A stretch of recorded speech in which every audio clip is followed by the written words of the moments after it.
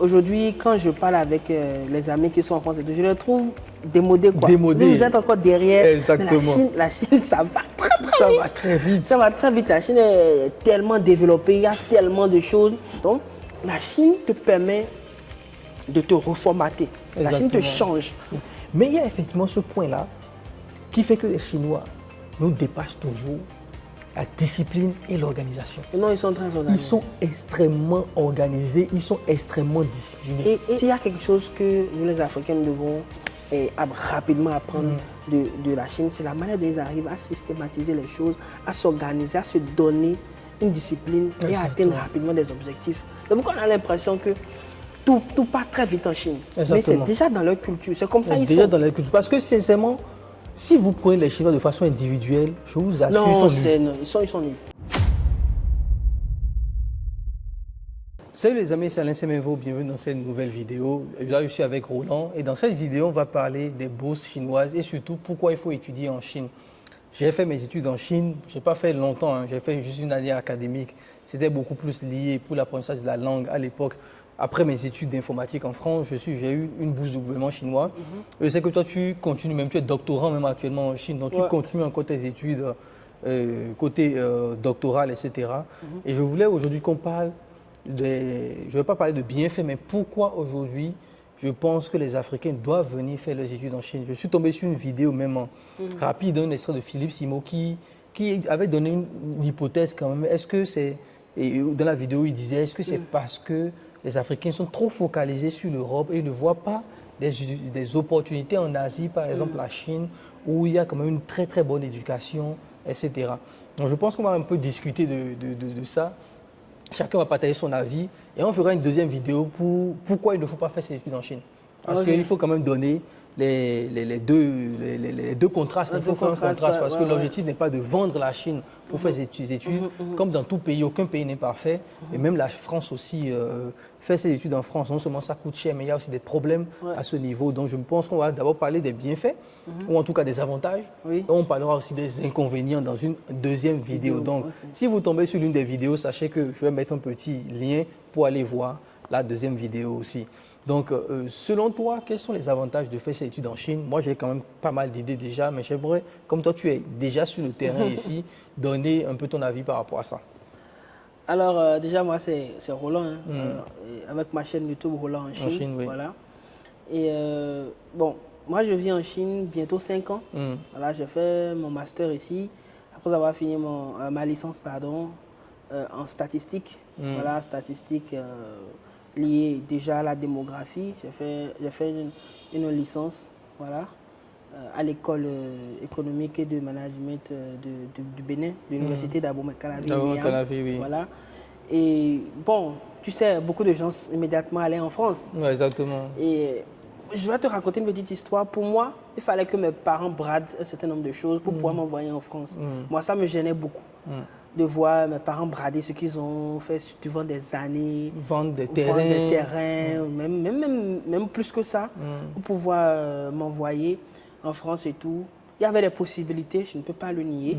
Mais moi, je trouvais ça déjà trop pesant parce que moi, j'ai juste un petit frère qui me suit également, qui est aussi très brillant. Moi, je me disais que bon, lui pourrait profiter. Il ne faudrait pas tout de suite maintenant commencer pas trop gêner les parents et tout. Donc voilà, j'ai eu l'opportunité comme ça de la Chine, vraiment au hasard. Vraiment au hasard. J'avais un ami, actuellement, il est en France maintenant, il a bientôt fini. En ce moment, on se débrouillait pour chercher des bourses et tout. Et moi, je devais postuler pour la bourse du gouvernement chinois. Et je n'ai pas pu parce que je n'étais pas dans le délai. Tu sais comment les choses se passent, ils ne passent pas vraiment l'information. C'est à la dernière minute, je ne pouvais pas le faire.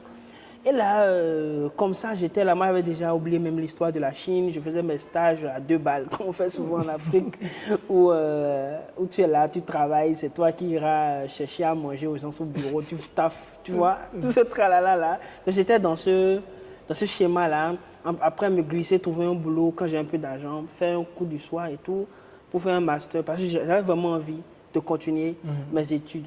Donc après, je vais m'inscrire réellement en coup du soir, voilà. Et pour faire un master en épidémiologie qui est en fait de la santé appliquée à la statistique.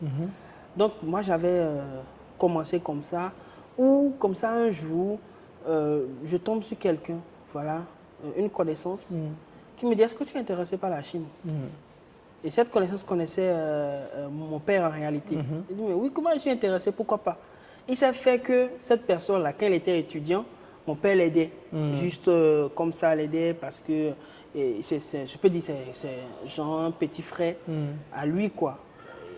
Comme, voilà, nous sommes copains, mon père vient souvent nous voir, donc il nous fait des petits trucs comme ça. Exactement. Donc il a juste tout simplement rendu l'appareil comme ça et il me dit que bon, il y a une opportunité pour la Chine. Est-ce que tu es intéressé? Moi, on me dit ça, mais mon gars, tu cours. Tu dis ça que c'est la chance, quoi. Il faut capitaliser sur ça. Donc c'est comme ça, franchement, je me mets à rassembler mes documents et tout. Et figure-toi que cette opportunité-là, sur la liste de ceux qui devaient partir, il y avait les enfants d'eux, les enfants d'eux. Moi, je n'étais pas enfant d'eux. Donc, qu'est-ce qui va se passer? Moi, je vais rapidement chercher mes dossiers. Et tu sais, on dit souvent, quand tu n'as personne, il faut savoir courir. Donc ton dynamisme va forcément plaire aux gens. Donc, moi, j'ai regroupé les choses. Il y avait les enfants de là qui me taquinaient, ils ne faisaient rien, ils étaient là assis. Donc, moi, je battais le fer, voilà. Je faisais mes allers-retours. Finalement, j'ai pu déposer et l'université m'appelle.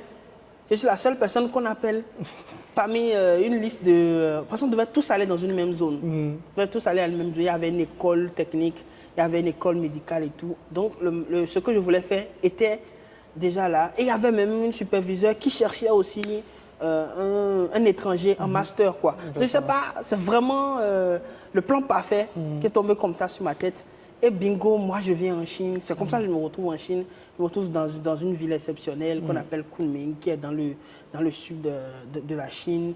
Vraiment, je tombe sur un superviseur franchement impeccable qui a étudié à Yale, voilà, qui fait partie des crèmes des professeurs dans cette zone-là. Et comme ça, elle m'ouvre les portes, elle me donne les accès et je suis devenu, voilà, ce que tu connais aujourd'hui. Elle m'a beaucoup aidé. Après, bon, on ira en profondeur. Je pourrais expliquer les avantages d'étudier en Chine et tout. C'est comme ça que je me retrouve en Chine, banalement. Effectivement, moi, l'une des choses que j'ai constatées quand même sur les études en Chine, qui est aussi dommage, la Chine n'est jamais le premier choix des Africains. Oui, oui. Lorsqu'on parle d'études. Oui, oui, jamais. Parce que quand j'étais à l'université à Beijing, et il y avait pas mal et ça, c'est quelque chose qu'on remarque beaucoup quand même. Hein. Quand on est en Chine, c'est qu'il y a beaucoup d'enfants d'eux. Oui, beaucoup. Ministres, députés et tout. Beaucoup d'enfants d'eux. Et finalement, tu as l'impression que ces gens-là arrachent la bourse à d'autres personnes. Oui. Tu vois? Tu as raison. Ils arrachent la bourse à d'autres personnes parce que ils n'ont pas peut-être eu les bonnes moyens pour aller en Europe. En Europe, c'est ça. Et souvent, quand tu parles avec eux, tu vois une certaine frustration qui te disent que la Chine n'était pas leur pays, en fait. Et c'est dommage parce que ils ont pris la place d'autres personnes. C'est ça. Des personnes qui étaient beaucoup plus méritantes, qui auraient pu venir étudier en Chine parce que eux, leur pays de rêve, c'est d'aller aux États-Unis, au Canada, en France, en tout cas, le monde entier, sauf la Chine. Parce qu'il y a quand même cette image que j'ai remarquée chez beaucoup d'étudiants étrangers en Chine. La Chine n'est pas leur première destination de choix. Ça n'a jamais été. Non, mais on veut toujours aller. Hein, ce n'était pas moi mon premier choix, pour dire la vérité. Et j'ai essayé plein de choses, bon, ça n'avait pas abouti, ou bien cela demandait trop de fonds. Ce que, bon, moi, je ne voulais pas forcément infliger ça aux parents, tu vois. Sinon, que, honnêtement parlant, moi, mon rêve, c'était que moi, je voulais faire l'école de santé publique de Bordeaux. C'était ça qui était mon objectif. J'avais écrit ça comme objectif. Je voulais atteindre cet objectif-là et tout. Mais à un moment donné, je me suis dit, non, mais j'ai eu l'opportunité, pourquoi pas? Donc, quand j'ai eu l'opportunité comme ça, je me dis, ok, c'est vrai, la France, pas mal pour les études. Bon, je connais plein de personnes qui ont fait la France, après qui sont bien positionnées et tout. J'étais toujours dans mon mindset de, après, je vais travailler pour quelqu'un et tout. Donc, après, il y a un prof. Quand je disais que j'étais en cours du soir, il y a un prof, celui qui m'a gardé en démographie en dernière année d'université à ENEAM. Il me voit là-bas et on discute un peu. Il me dit, mais que lui, il a beaucoup de potes qui sont partis en Chine. Et le constat qu'il a fait en Chine, c'est qu'il y a beaucoup d'opportunités si tu veux rapidement grandir dans la recherche. C'est-à-dire que tu peux rapidement écrire plein d'articles. Ils ont les fonds. Si tu veux faire ce truc-là, regarde aux bourses chinoises, tout ce qui est santé statistique. Il m'a fait une démonstration rapide, ils sont nombreux, il y a des données, tu vas beaucoup apprendre. Tu vois, donc moi j'ai vu que pour le domaine dans lequel je suis, la Chine pourrait être très très intéressante. Tu vois, donc du coup, je n'ai pas hésité quand j'ai eu l'opportunité, voilà, bon, j'ai fait de mon mieux et tout, et par la force des choses, je me suis retrouvé en Chine. Mais honnêtement, ce n'était pas du tout mon premier choix. Pour moi, bon, et même pour certains membres de ma famille, hein, moi j'étais parti pour aller échouer. Et tu vois, et c'est surtout ça qui a fait que quand moi je suis venu là, j'ai dit, ah, il faut que je grouille. Et surtout moi, ils vont même me voir ici, moi dans ma famille, il y a des professeurs d'université, frère. Tu vois, il y a des gars qui ont fait, des messieurs qui ont étudié de ouf, qui ont fait la France, tout ça, qui ont des gros diplômes. Mais franchement, hein, des titres à l'université en point fini. Donc, tu sais ce que j'ai fait? En master, quand j'ai fait ma première publication, il y a un de mes amis qui était professeur, je lui envoie le lien, il me dit félicitations. Et pour moi, j'ai accompli quelque chose parce que j'avais cette rage-là pour dire non, je vais montrer à tout le monde que j'ai fait un choix et je vais réussir dans ce choix-là. Ouais. Et c'est très important de le souligner, parce que les gens doivent le savoir, quelle que soit la hauteur. Moi, je le dis aujourd'hui, même si on t'amène en Kyrgyzstan, quelque part bizarre, si tu as de la volonté, la détermination, si tu travailles, tu vas forcément tirer ton épingle du jeu. Exactement. Donc pour moi, la Chine, moi j'ai connu la Chine, je le dis souvent en 2014, c'est vraiment une amie hein, que je remercierai éternellement. Vraiment parce que c'est une amie d'enfance qui, on s'est vu sur YouTube un jour, enfin sur Facebook, elle m'a envoyé une demande d'amis comme ça. Vraiment, hein, on s'est revus. C'est une fille avec qui j'avais fait la seconde, première. Bon, j'étais en avance sur elle. Quand j'étais en troisième, elle était en quatrième, tu vois. Et c'était une première de classe.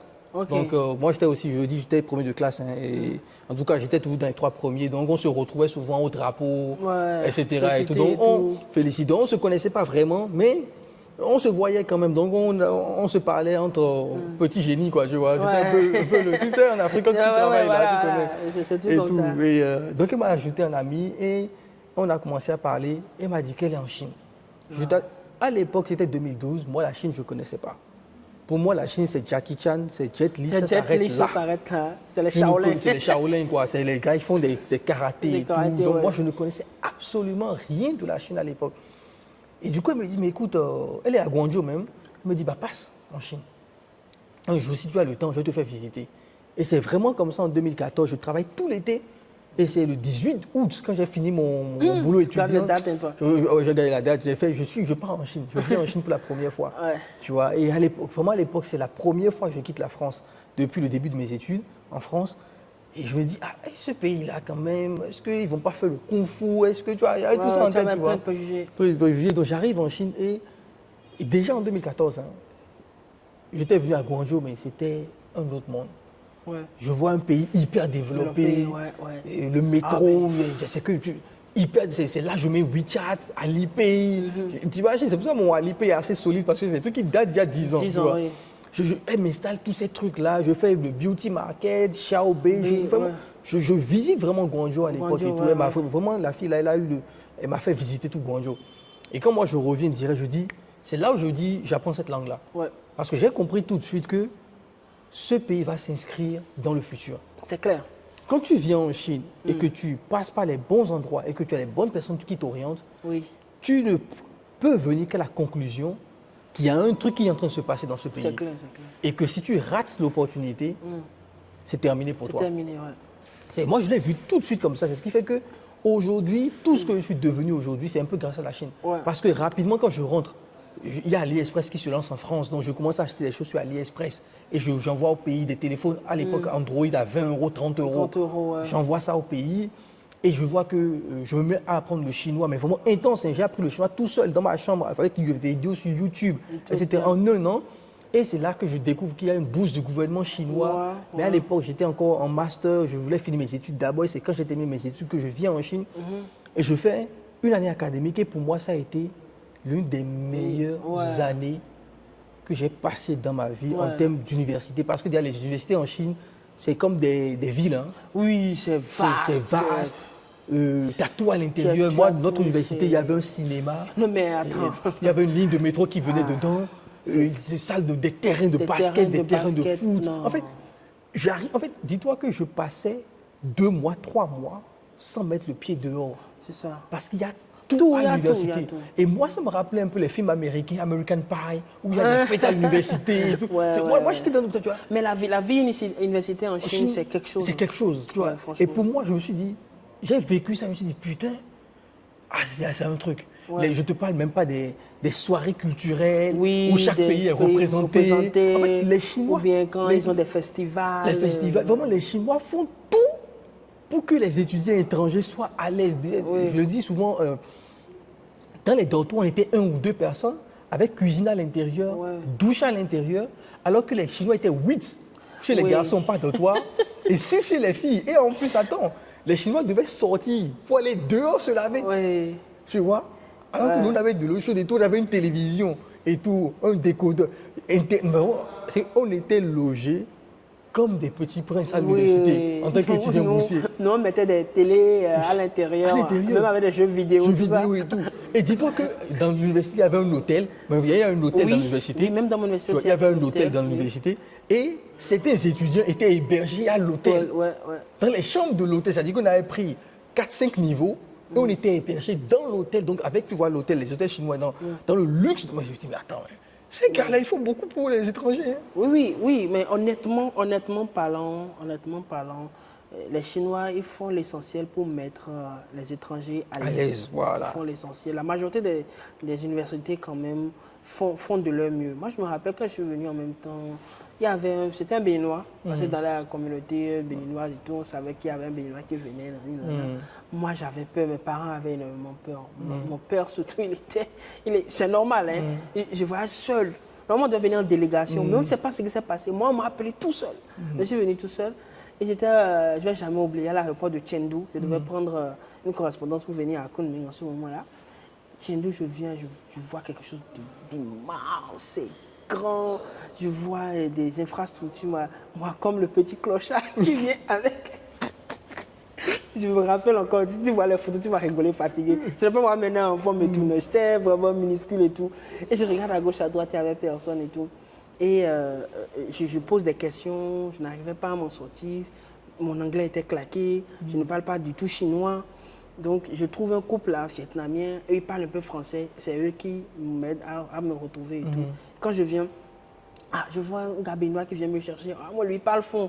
Tu vois, il parle français fond et ça m'a calmé. Et il m'amène dans mon université dans la nuit. Mais je rentre dans l'université, je dis, mais c'est quoi ça? Immense. Je dis, j'ai jamais vécu pareil de toute ma vie.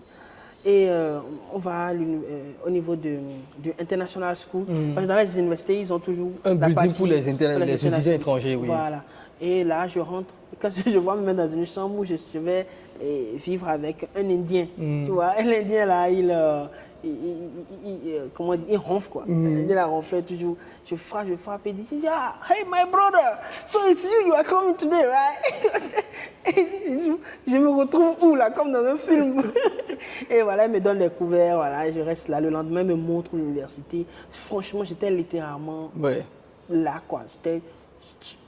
J'étais franchement... Il a eu l'effet waouh, sans te mentir, j'ai eu l'effet waouh. Tu sais, toujours les universités en Chine, ils créent toujours l'accueil.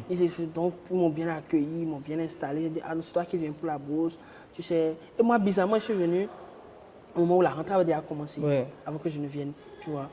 Et après, rapidement, ils m'ont dit, voici ton département, voici ton superviseur, nanana. Et rapidement, tout s'est bien installé. Donc, c'est justement pour dire quoi? Les universités en Chine sont vachement bien organisées. Ça, il faut le reconnaître.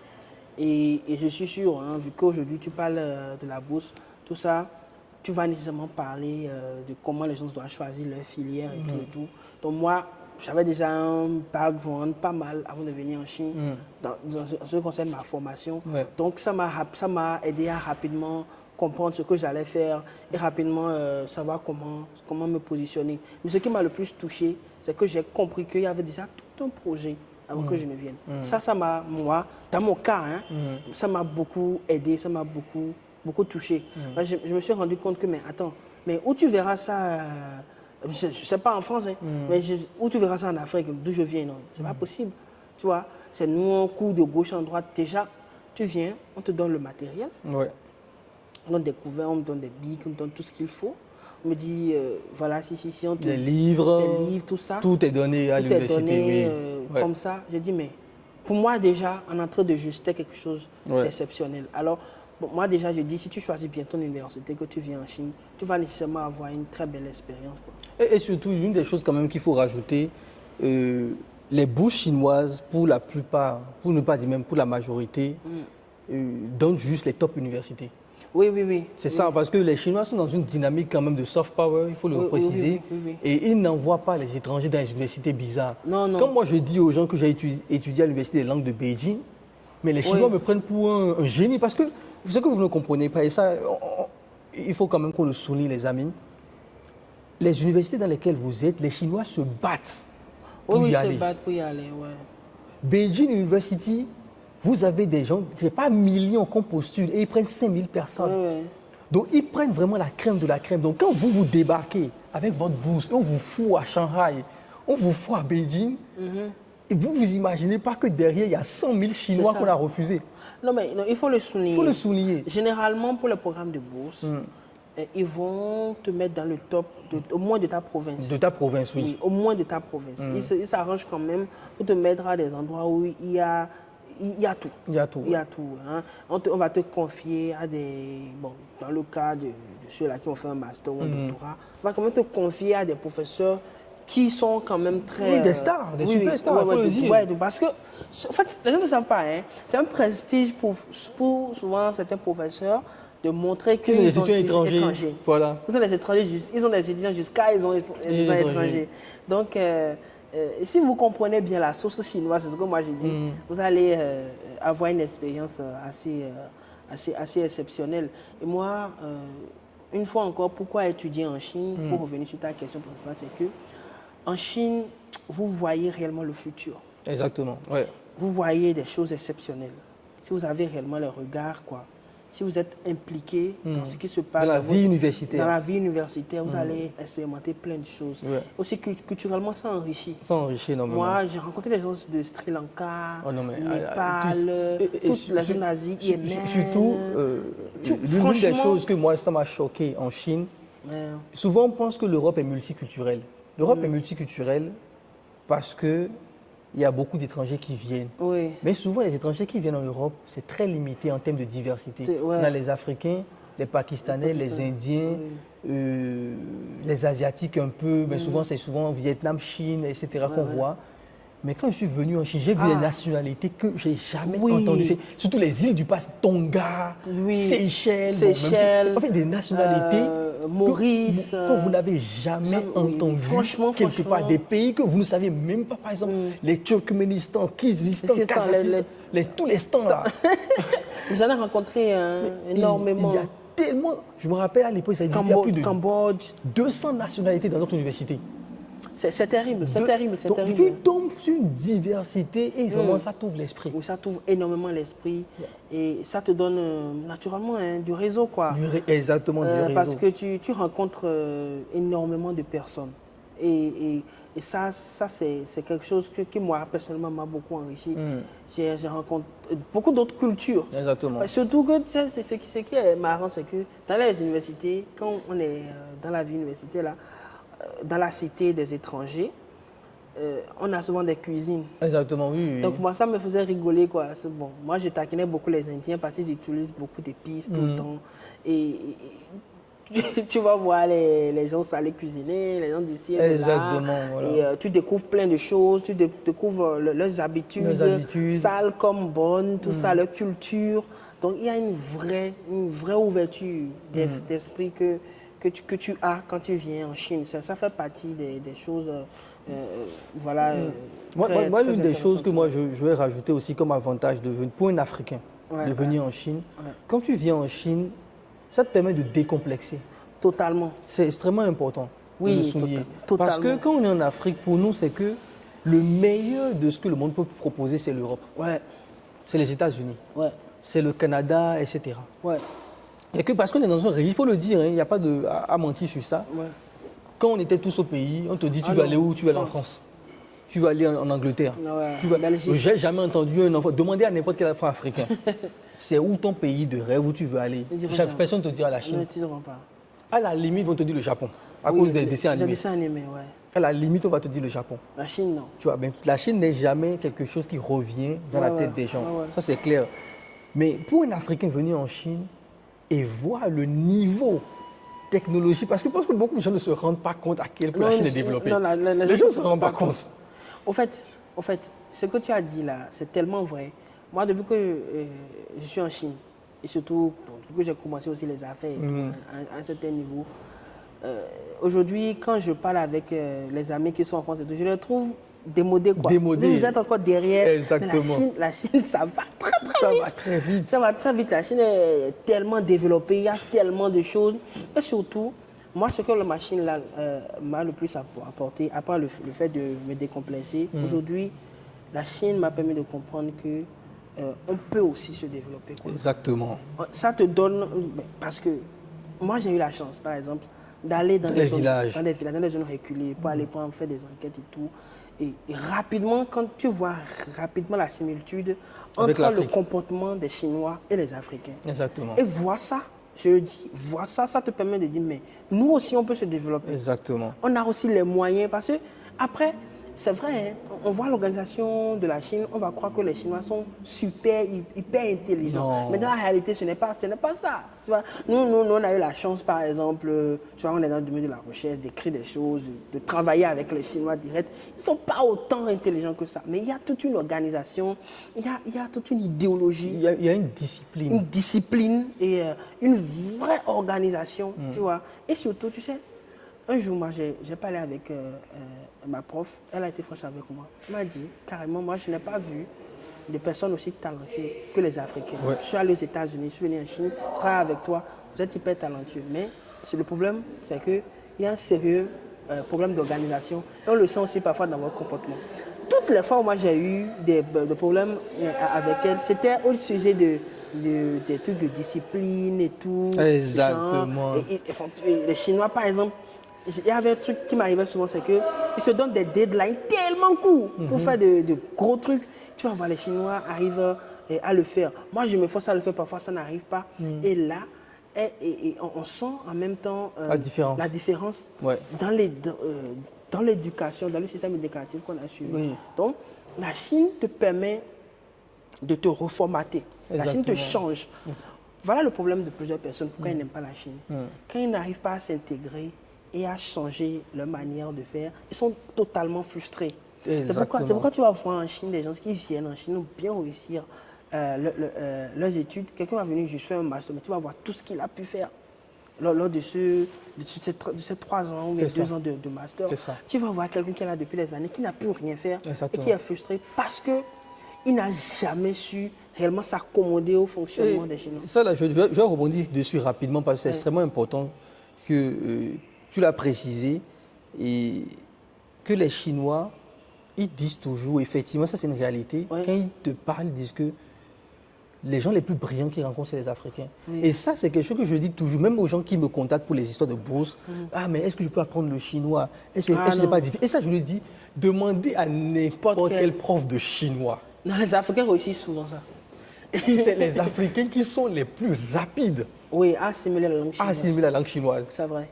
À part les Coréens qui ont des similitudes, les Japonais. Oui, les Japonais, les gens de... Bon, tous ceux qui ressemblent un peu aux Chinois, la langue, c'est pas loin. La langue n'est pas loin. Donc, les Japonais utilisent la même écriture. Oui. Les Coréens, en termes de prononciation, même si on a l'impression que ça ne se ressemble pas. Moi, j'ai été choqué de voir qu'il y a tellement de mots qui se ressemblent entre le coréen et le chinois, qui fait que les Coréens ont des facilités. Même les gens de Vietnam. Vietnam, etc. C'est la même culture, c'est la même influence. Donc, des Chinois dérivés, quoi. Voilà, c'est la même influence. Donc, mais quand on enlève ces gars-là, les Africains sont les peuples, la race, qui arrivent à capter ces langues très rapidement. Mais j'ai rencontré des Africains qui n'ont même pas fait les études en Chine. Oui. Qui ont traîné dans les marchés seulement. Qui parlent très bien chinois. Oui. Qui n'ont jamais mis pied dans une classe de chinois. Ça, c'est pour rigoler. Il y avait une cliente qui disait que la langue chinoise ressemble un peu au bamileke. Oui. Quand je parlais chinois avec Daniel, il disait que ça sonne. Ça sonne bamileke. Voilà. Donc, il faut savoir quelque chose. Il y a des tons dans la langue chinoise. Et naturellement, les Africains, il y a beaucoup de tons. Exact, dans nos langues. Dans nos langues. Quand on parle, on a des intonations. Et en fonction de l'intonation, on sait que, par exemple, quand ton père te dit enfant Wafi, et Wafi, tu sens que ce n'est pas la même chose qu'il est en train de dire. Tu vois. Donc, il y a des trucs comme ça aussi qu'on retrouve. Voilà, qui fait que... Les Africains arrivent à bien. Moi, j'ai vu des Congolais en 6 mois, mais vraiment en 6 mois, mais te sortir des niveaux de chinois, tu te dis, mais comment il a fait? Comment il a fait, franchement. Donc, sur ce volet-là, très important, on a des facilités. Et effectivement, les Africains travaillent dur. Moi, quand je te dis, quand j'étais à l'université en Chine, mais vraiment, la prof, elle était choquée, quoi. Ouais. Elle me voyait le premier à venir, le dernier à partir, je faisais tous les exercices et tout, elle était choquée. Mais il y a effectivement ce point-là qui fait que les Chinois nous dépassent toujours la discipline et l'organisation. Non, ils sont très organisés. Ils sont extrêmement organisés, ils sont extrêmement disciplinés. Et le truc avec les Chinois, tu seras choqué, mais les Chinois, ils font des systèmes pour tout. Exactement. Moi j'ai fait le constat. Hein? Et tu vas voir les Chinois là, ils ont un projet, ils ont travaillé ensemble. Souvent, moi je le vois au labo et qui rapidement un système. Toi tu fais ci, moi je fais ci, et je te promets, c'est maniaque, là, moins de 5 jours, il te sort un truc à 85%, 90% fin prêt quoi. Je ne sais pas comment ils s'arrangent, mais dès le départ, ils ont tellement appris à travailler ensemble. En tout, les Chinois créent toujours des systèmes pour toi. Et moi, ce sont les choses qui m'ont le plus touché. Et je dis, mais s'il y a quelque chose que nous, les Africains, nous devons rapidement apprendre de la Chine, c'est la manière dont ils arrivent à systématiser les choses, à s'organiser, à se donner une discipline et à atteindre rapidement des objectifs. C'est pourquoi on a l'impression que tout part très vite en Chine. Exactement. Mais c'est déjà dans leur culture. C'est comme ça qu'ils sont. Déjà dans leur culture. Parce que sincèrement, si vous prenez les Chinois de façon individuelle, je vous assure, ils sont nuls. Individuellement, ce n'est pas vraiment des... C'est pas des cracks. Hein. C'est pas des cracks. Ça tire pas, non, je vous assure, ça tire pas loin. Je vous assure. Non, c'est pas du tout des cracks. J'ai fait une vidéo dessus, je parlais de manque d'initiative. Ils bug rapidement. Individuellement, les Chinois, ça tire pas loin. Même quand tu vas à la banque, tu vois des gars super diplômés qui sont à la banque, ils bug pour des trucs très simples. Très simples. Tu vois, ça tire pas loin. De cette créativité. Mais le fait qu'ils arrivent à travailler ensemble. Et c'est pour ça que je dis, les Africains doivent venir en Chine. Oui. Parce que ça va vous apprendre des choses. Tout à l'heure, je parlais même de décomplexer. Ouais. Parce que lorsque vous venez en Chine, vous voyez à quel point les choses avancent vite. Le jour où vous mettez pied en France, vous dites, OK, c'est que vous êtes déjà descendu du nuage. Quoi. Vous dites, bon, j'ai vu plus que ça. Je vais te raconter une petite anecdote. J'ai un ami chinois, architecte diplômé de Paris. Et voilà, aujourd'hui, il est en Chine, il est retourné en Chine et tout. Et on discutait. Il m'a dit que lui, quand il faisait son master, il a travaillé sur un projet de crèche en France. Ce projet a duré 8 ans pour faire un truc de 2 hectares. C'est une construction sur 2 hectares. Il dit qu'en Chine, ça ne fait pas 1 an. Il finit ça rapidement en 1 an. Il dit en ce moment, à ce moment-là aussi, quand il était parti en France, il n'y avait pas de TGV en Chine. Okay? Et quand il prend le TGV pour la première fois, il était aux anges. Mais quand il retourne en Chine après son diplôme, il avait le TGV partout. Tu sais, en Chine, il y a plus de TGV que le monde entier réuni. Que le monde entier réuni. Parce que finalement, quand tu vois les TGV, les pays qui ont le plus de TGV, c'est le Japon et la France. Oui. Qui ont le plus en termes de TGV, c'est le Japon et la France. Après, tu vas voir l'Allemagne, etc. Mais même eux n'arrivent même pas au... Les États-Unis n'ont même pas de TGV. Non, même pas de TGV, les États-Unis. Ils sont claqués. Ils sont claqués, tu vois. Donc, la Chine, c'est le nombre de TGV en Chine, c'est que même le monde entier réuni ne les atteint même pas. Ils ont dépassé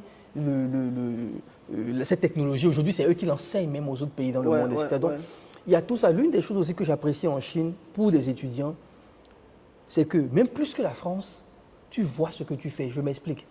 Tu es dans un projet informatique ou dans un projet industriel, peu importe, dans une filière. Il y a des usines partout. Des usines qui sont en partenariat avec les universités. Moi, j'ai fait la France. J'ai fait mes études en France, mais il n'y a pas ça. Tu peux être en France en industrialisation, il n'y a pas une usine où tu vas faire un truc, on va te l'imprimer tout de suite. Ça. Moi, j'ai été choqué. J'avais une amie chinoise qui était en design, dans une université à Wuhan, en design. Et elle avait, pour son projet de fin d'année, elle avait dessiné des tables, des chaises, des trucs comme ça et tout.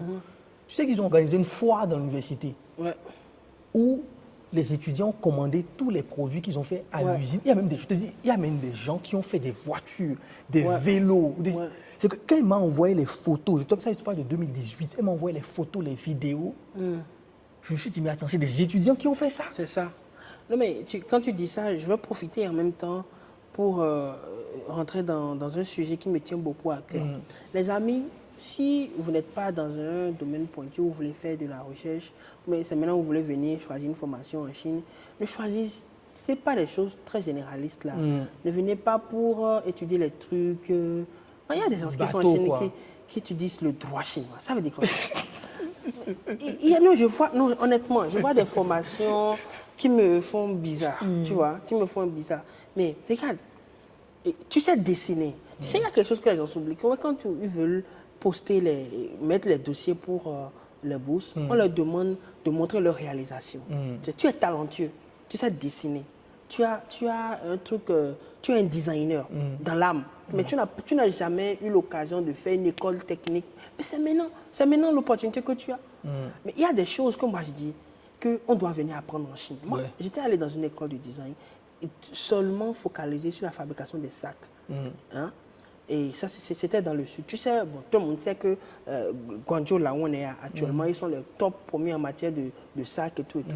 Donc, les Chinois aujourd'hui, en matière de métiers pointus, de manipulation du fer, manipulation du cuir, des choses comme ça, qu'on n'a pas du tout. On n'a pas du tout ce profil-là, en fait, en Afrique. Tu vois, la dernière fois, moi, je faisais un documentaire, on dit que bon, dans nos abattoirs, quand on enlève la peau des caprins, des bovins, là, on les balance quelque part après. Mais tu sais, il y a tout un process pour s'occuper de ces choses-là. Donc, je veux dire qu'il y a des compétences en matière manuelle qui existent en Chine, tu vois. Et bizarrement, on ne vient pas pour prendre ces choses. Tu vois. Donc, pour revenir à l'exemple que tu donnais sur Wuhan, la Chine, c'est vraiment un pays où, quand tu es dans un truc très pratique, très ponctuel, tu auras vraiment des expériences terribles. Moi, je vais donner mon cas, par exemple. Nous, les projets sur lesquels, voilà, moi j'ai intervenu ici, on a des populations de 50 000 habitants, juste dans un quartier. dans 2-3 quartiers, hein, on a une population comme ça pour faire des études. Mais attends, pour faire des études de ce genre, dans nos pays africains, ils ont déjà voté des milliards, ils ont pris 4 Prado, rien n'est sorti. Hein. Oui, mais c'est la vérité. Mais c'est réellement en Chine que tu peux avoir de ces genres de données qui existent réellement. Tu vois, tu vas à l'hôpital, tu demandes des analyses de données ou bien tu vois des échantillons, tu veux des résultats. On te les sort tout de suite, continue tes recherches. Donc, dans le choix de la formation, il faut réellement comprendre ce qu'il y a en Chine qu'il faut aller chercher. Moi, sincèrement, hein, sans te mentir, ce n'est pas pour jeter la fleur aux Béninois, hein, mais moi je connais, en tout cas dans ce réseau de personnes-là qui font des choses, je connais des Béninois qui sont dans la recherche agronomique ici en Chine, mais qui font des choses extraordinaires. Ils ne peuvent jamais faire ça, je te dis, ils ne peuvent jamais faire ça dans leur pays. Mais je ne sais même pas s'ils peuvent même faire ça en Europe, parce que déjà, les budgets qu'on leur donne pour faire le travail et tout l'équipement qu'ils ont. Donc, chers amis, venir en Chine, c'est vraiment quelque chose pour étudier. Quand vous savez comment jouer vos cartes, vous allez réellement bénéficier. Et surtout, en tout cas, moi, mon conseil, vous n'allez pas prendre des formations claquées au sol. Ne venez pas faire de la sociologie en Chine. Non, mais vraiment, tu as totalement raison sur ce truc. Et surtout, les universités chinoises ont de l'argent à jeter à la fenêtre. Non, ils ont de l'argent. Les gars, vous ne vous imaginez pas à quel point les Chinois prennent au sérieux l'éducation. Nous, on s'amuse avec l'éducation. Non, nous, on n'a encore rien compris. L'éducation, c'est des milliards de dollars qu'ils foutent dans l'éducation. Quelqu'un qui fait son doctorat en Chine, mais il s'amuse. Il aura le budget pour tout. Et, mais une chose quand même, disclaimer, comme on le dit. Disclaimer, hein? Disclaimer, comme on le dit, parce que l'idée n'est pas de vendre du rêve ici. Les Chinois vont vous ouvrir les portes à condition que vous soyez intelligent. Oui. Si vous ne savez pas jouer vos cartes. Que tu viens en Chine et que tu vas glander et on va t'ouvrir les portes. Les Chinois sont des gens très pragmatiques. Ouais. C'est-à-dire qu'ils n'ouvrent les portes qu'aux méritants. C'est un pays de méritocratie. C'est clair. Si vous ne faites pas vos preuves, vous serez maltraité ici. Et ça, on fera une deuxième vidéo pour en parler. Parce que c'est extrêmement important de le, préciser. Parce que l'idée de lancer un programme de bourse pour vous aider à venir en Chine, c'est de vous donner toutes les cartes pour que vos parents aussi qui regarderont ces vidéos-là puissent savoir est-ce que leur enfant a la capacité de venir tenir ce challenge ici en Chine. C'est ça. C'est important. Parce qu'on est dans un pays qui est différent. Ce n'est pas la France. Oui. Il faut le dire, ce n'est pas les États-Unis, ce n'est pas l'Europe. C'est un système qui est à part. Mais une chose que moi j'apprécie beaucoup en Chine, et ça il faut le reconnaître aux Chinois, peu importe ta couleur de peau, si tu montres aux Chinois que tu es capable, tu es travailleur, ils vont t'ouvrir des portes que tu ne pourras jamais ouvrir dans ton pays ou dans n'importe quel pays dans le monde. Moi je vais te donner un exemple tout simple. Moi, quand j'étais venu, il y a eu la Covid et tout, on n'avait pas l'opportunité vraiment de faire les classes. On faisait les classes en ligne. Mais bon, moi, après, on avait juste quelques classes. Après, il fallait aller au labo et tout, travailler et tout. Donc moi, j'ai rapidement, quand elle était venue, ma prof a constaté que je ne parlais pas anglais. Elle a fait les États-Unis. Et j'étais très complexé et tout, je cachais un peu. Tu sais que nous, les Béninois, on n'aime pas la honte. Donc moi, je me suis enfermé, je bossais très dur pour pouvoir remonter mon niveau d'anglais. Et en même temps, je ne commençais pas à apprendre le chinois. Et il me fallait passer la HSK pour pouvoir avoir mon diplôme. J'ai dit à ma prof, je vais passer la HSK. Elle dit, ouais, comment? Mais tu n'as pas vraiment eu l'opportunité de faire la classe comme les autres. Mais comment tu dis non, comme je me bats un peu et tout. Il y avait aussi Daniel qui me portait un peu de coup de main parce qu'il n'était pas loin de mon université et tout. Donc moi, j'étais prêt. Je t'assure tout que le fait pour moi, je devais aller me déplacer dans une autre ville pour passer l'examen, dans un centre quoi. Parce que le centre était déjà n'ouvrait pas dans ma ville. En ce moment-là, il fallait aller à Tiendou pour le faire. Je t'assure tout que ma prof a pris mon déplacement comme un projet du labo. Elle m'a donné de l'argent de poche. Elle a pris le train pour moi. Elle a pris mon hôtel. Elle a appelé un des gars avec moi au labo qui ils ont tout préparé, comme si j'allais en mission. Et je suis parti faire mon examen tranquille, quoi.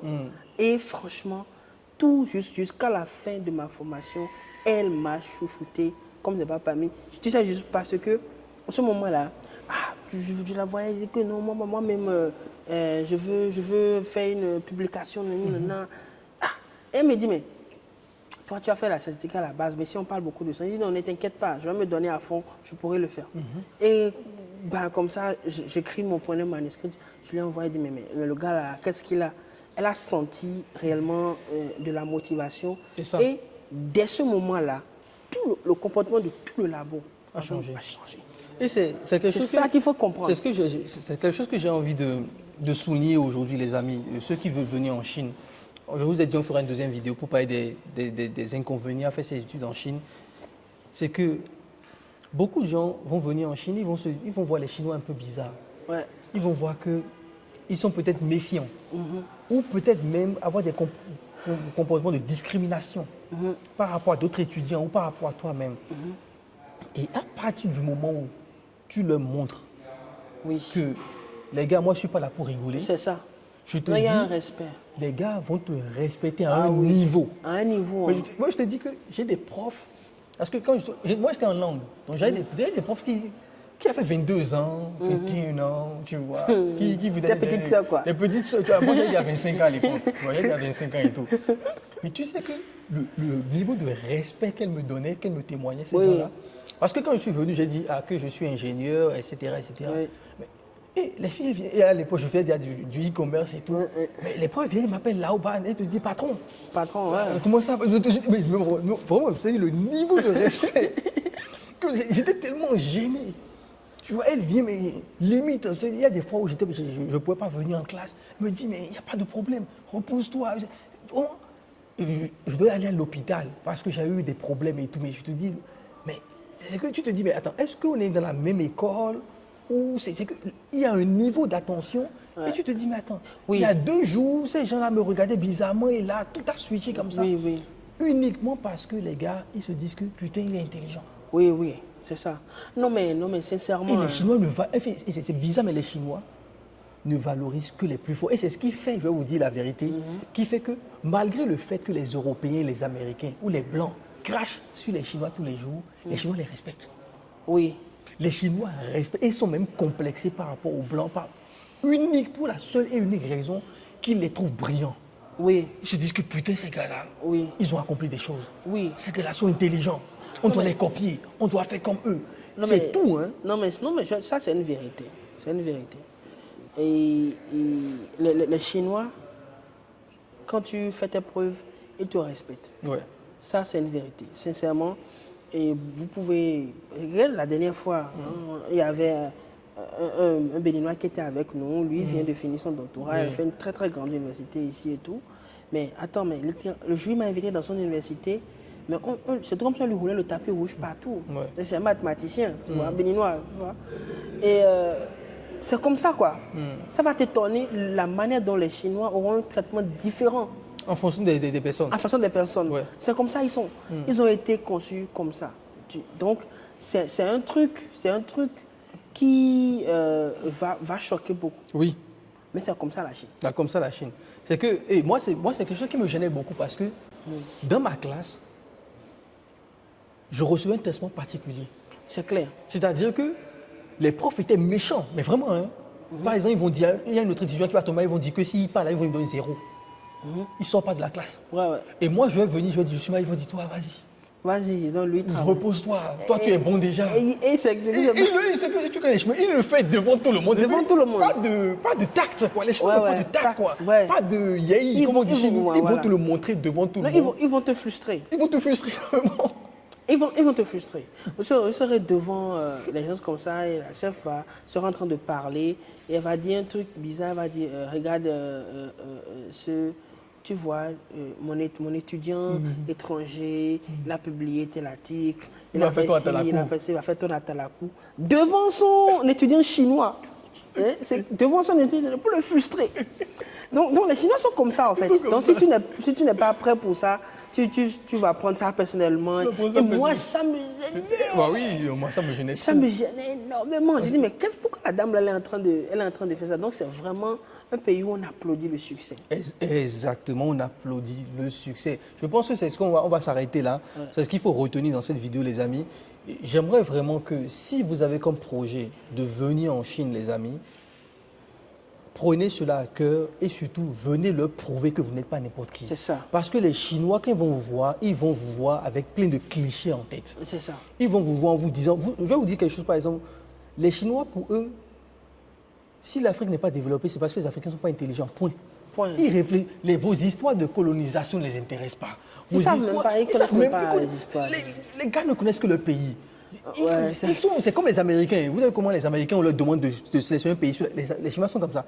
Ils connaissent que le pays. Ouais. C'est vraiment ceux qui ont fait l'université, encore qui ont fait les trucs étrangers, tout ça, qui connaissent le monde. Sinon, très centré sur le pays. Ils connaissent que le pays. C'est comme les Américains, les Chinois. Ils connaissent que le pays. Tu demandes à un Chinois, c'est où le Congo, il ne peut pas te dire où se trouve le Congo sur une carte. Ils ne savent pas. Donc, ces gars-là, ils vont vous voir avec plein de clichés en tête. Et c'est à vous de déconstruire ces clichés. Et le code secret ou la formule secrète pour déconstruire ces clichés, c'est de leur prouver que vous êtes meilleur qu'eux. C'est ça. Et de façon individuelle, je vous le dis toujours, Roland l'a dit, on est meilleur qu'eux. Oui. Mais en groupe, ils nous niquent tous. Tous. Quand ils se mettent en groupe, ils se supportent réellement. Hein. Tu vas voir quelqu'un qui ne pouvait pas faire grand-chose tout de suite. Ils vont l'aider à se relever. Je ne sais pas pourquoi ils le font très bien. Mais nous, par contre, quand on veut rabaisser. Quand on voit un groupe, on voit quelqu'un qui est en train de trop briller, on parle mal de lui. Voilà, et c'est dommage. Même en Chine, vous allez voir des étudiants étrangers qui vont essayer de pousser les autres vers le bas. Tu vois, nous, comme on est sur Internet, on parle de business, on nous insulte tout le temps. Tout le temps. Et c'est les frères africains qui font ça. Le plus même. Le plus, tu vois. Alors que les Chinois ils vont se porter. Voilà. Regarde quand on passe dans les usines et l'autre te dit que tu veux parler de telle chose. Ah, j'ai besoin de sac à dos. Je connais mon cousin, alors que c'est même pas son cousin. Et qui vend des sacs à dos. Tu as l'impression qu'ils sont tous la même famille. Oui. Tu vois. Tu as vu Léon, il est venu, il a changé d'habit en même temps. Attends, oui, c'est comme ça. Tu vois. C'est comme ça. Parce qu'il te dit, ah, et tu veux telle chose, j'ai mon frère qui le vend. Donc, ils se supportent. Et ça, c'est des choses que nous pouvons apprendre chez eux. Donc, on va s'arrêter là pour ce podcast, les amis. On se retrouve dans la deuxième partie où on va parler des inconvénients de ne pas venir faire ces études en Chine, parce que c'est aussi important que vous ayez les deux visions et que vous puissiez prendre une décision éclairée sur ça, parce qu'il y a aussi pas mal de choses à dire, pas mal d'inconvénients aussi dans ce sens-là. Merci beaucoup, les gars. Merci beaucoup, les amis.